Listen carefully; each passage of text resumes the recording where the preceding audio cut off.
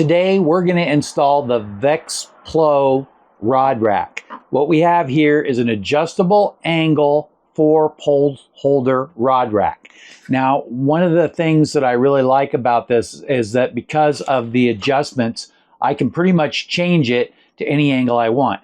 And while we're going to install it here today, in the future I'm actually going to move it to the other side right next to the seats at a slight angle so it tilts away from the middle of the boat, keeping the poles tilted just a little bit. I like that. It makes me feel more comfortable having them tilted and knowing that they have a little bit of a lean to them, so it kind of gives them a direction that they're going. But we're going to go with what we've got today without modification because I want you to be able to see what we've got here. First thing I'm going to do is I'm going to share the directions with you.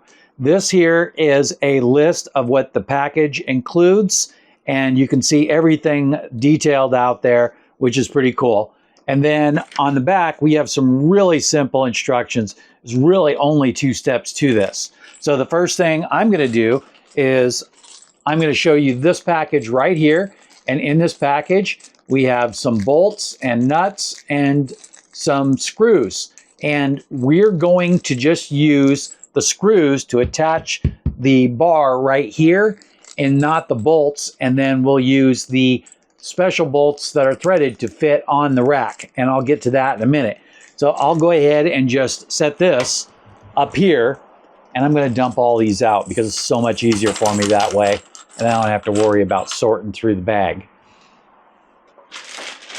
Everything else is included in this bag, and we're going to start with this little rack here. This is what you mount that holds the pole holders, and each pole holder is adjustable in one of these. So you've got the 3 mounting screws here. Now, if you have a metal application or even plastic or fiberglass, this is super heavy duty double stick tape, and you could double stick that. I would use that in that kind of an application, and then I would still use at least 1 screw.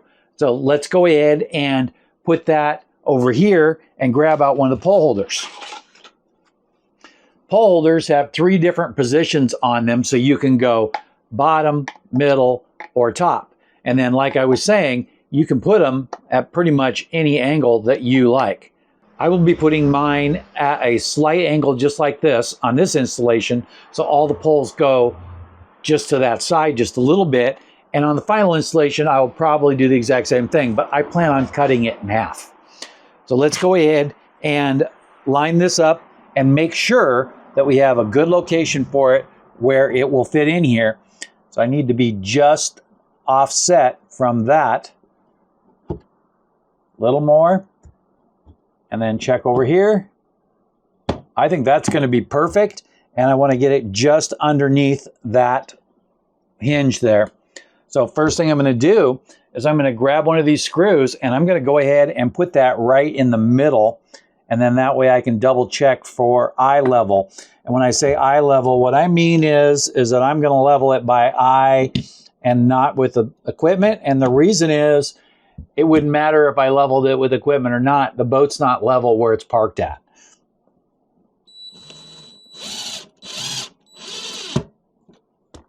I'm pretty happy with that right there. And there's no reason that it has to be level. You can tilt it at an angle, and then your poles could go at an angle too. So now we're going to try to get this right in the center so it doesn't move much.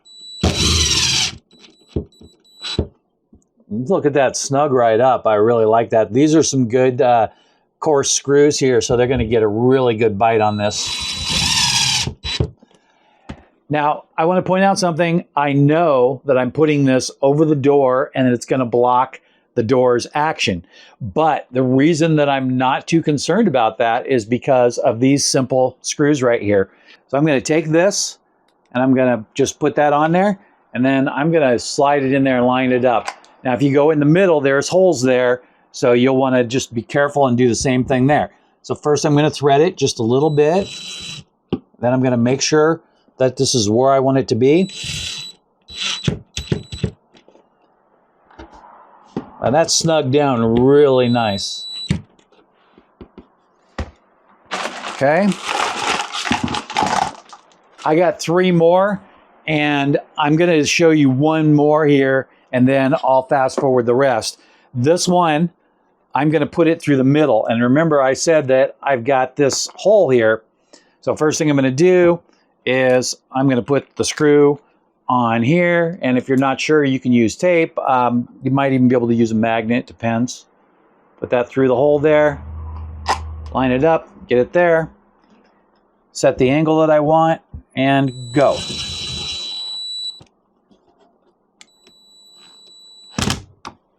And just like that, this one's up a little bit more than that one, and that's okay. I'm going to do these other two, and I'll be right back. We're all attached, and there's one little final thing, and it's these little bungee cord things. These are really similar to what you would have in a tarp kit. So I'm sure that if these wore out or you needed more, you could easily get them.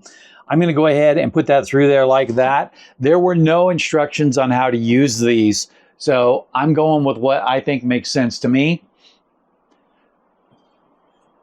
Now, just for this video, I grabbed my smallest fishing pole, and look how small this thing is. Isn't it cute? I'm going to go ahead and set that in there like that. And then I think maybe like that, or how about like that? That would probably hold it really snug. But look at that sitting in there. It's slot right in the slot there, and it fits perfectly. Now again, this is my smallest one, but I can tell you that on this upper one, every one of my large poles is going to fit in that. On these lower ones, I might have to move them to make them fit, but that's okay. So I'll show you the poles without the strap on it here. Just going to set it in here. That ain't going anywhere. Back in the back of the boat like this, there's hardly any movement at all. Most of the bouncing is up in the front. So look at that, and how easy was that? So check this out.